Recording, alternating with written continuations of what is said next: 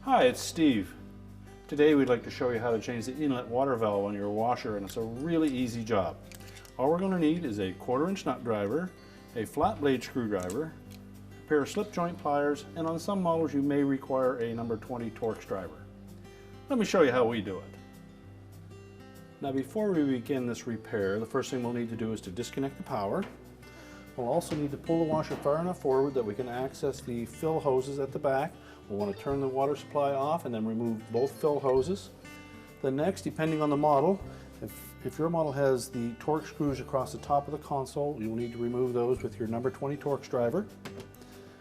Or if your model uses the 1/4" hex head screws, we'll just remove those.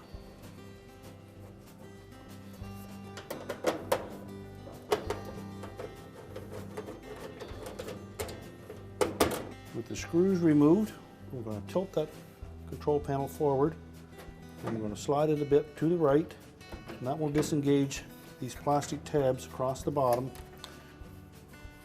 And we can lay the control panel face down. Now the inlet water valve is located at the back of the console area, and it's held in place with 2 1/4" hex head screws. So next we'll remove the wire harness.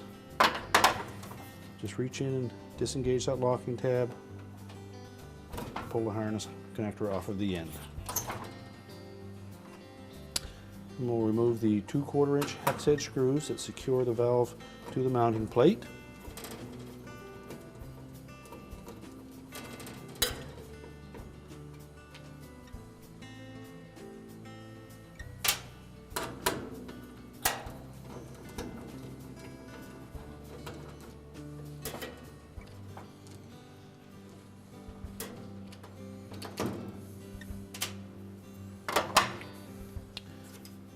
And lift the valve through the opening in the back panel.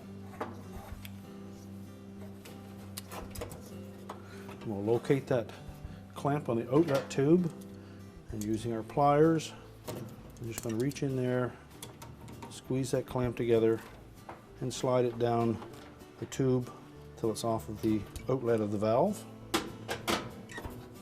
And then grasp the valve and the tube, and in a twisting motion,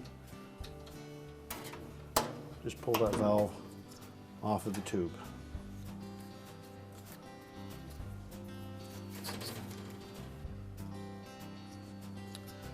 We'll next take the new valve.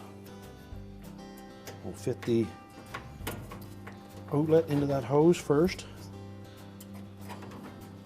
and then just rotate the valve into position, making sure that we keep that outlet hose from being twisted. Pull it back out where we can access that clamp. Take our pliers,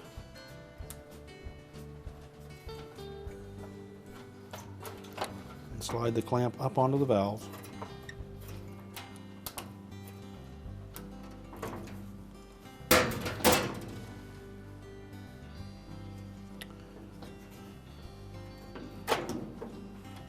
Put the valve down into position and reinstall the 2 screws.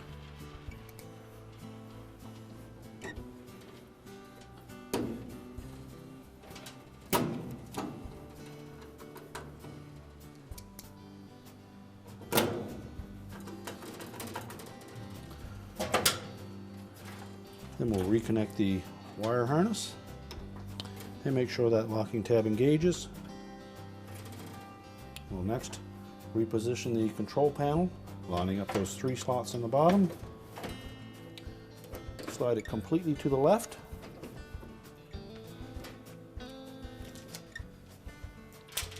We'll then put the 3 retaining screws in the back panel.